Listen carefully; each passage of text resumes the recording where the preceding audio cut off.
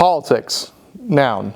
The activities associated with governing a country or other area, and the fight between two or more parties hoping to achieve power. Hearing that word thrown around every 4 years has its consequences, even here at IWU, a largely quiet political campus. But that wasn't always the case. Prior to 2012, students were allowed to have political signs in their windows promoting their favorite candidate. We had multiple political clubs that helped encourage discourse and debates, and even helped people register to vote and figure out absentee voting when that wasn't readily available. Today, IWU students see hardly any of that, if at all. So what happened?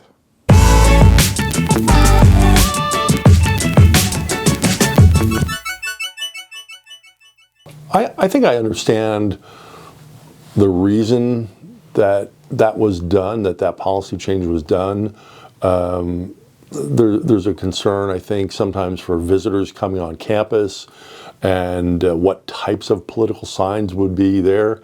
You've probably seen some political signs maybe on both sides that you would go, "Ooh, that's not a very nice sign," right? The downside is we're already a fairly quiet campus politically, and that has just further sort of squelched political discourse. But it's good for people to have political discussions and understand where serious Christians can disagree, and I think that those are helpful. An early instance of IWU students getting involved in politics happened back in 1979 with the formation of the first ever College Republicans Club. In 1980, that club helped campaign for soon-to-be Senator Quayle's first ever senatorial race. The journal also published voter guides for students so they would be informed voters. Along with that, in 1988, IWU hosted a GOP rally in the Baldwin Center with congressional candidate Pat Williams. The journal continued sharing voter guides to IWU students until the 1996 election, even presenting the opinions of 6 students. IWU students were not afraid to share their political opinions, and having a college Republicans, Democrats, and even Libertarian clubs helped with the discourse. However, officially, the last year those groups were even active was in 2007. That year is contested, however, as Navarre Watson, former co-editor-in-chief of The Sojourn, wrote in their article in 2015, whereas most group leaders point to 2010 or 2011. However, it's clear that there were no groups active by 2012. There are no signs, no student-driven meetings or debates or anything like that. So my little glimmer of hope is the Appeals on Wheels, which Dr. Sean Motter has been instrumental in bringing here. So the Indiana Appeals Court, it'll be here in November.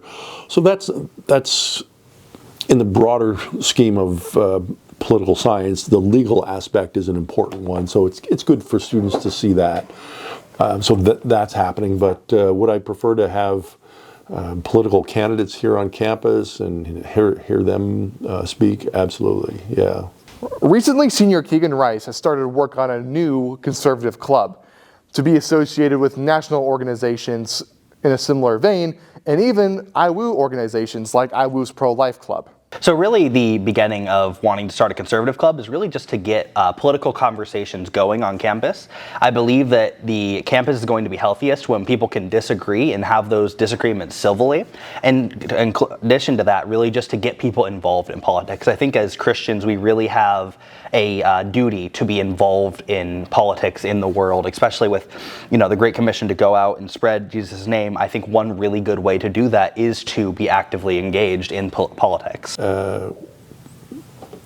One of the things I think we're afraid of is that you will have discourse which isn't always productive, isn't always healthy. That's going to happen because students are learning how to have that discourse, but you can't learn in a vacuum. Former College Republicans President Grant Schwarzentrooper, who graduated in 2005, said, "College is kind of an opportunity for young people to explore ideas. It's important to have the discussion to know what you believe and why, as opposed to what you don't believe and why." However, it remains unclear if political expression will ever return to IWU's campus. For Amplify Media, I'm Bryce Crossman.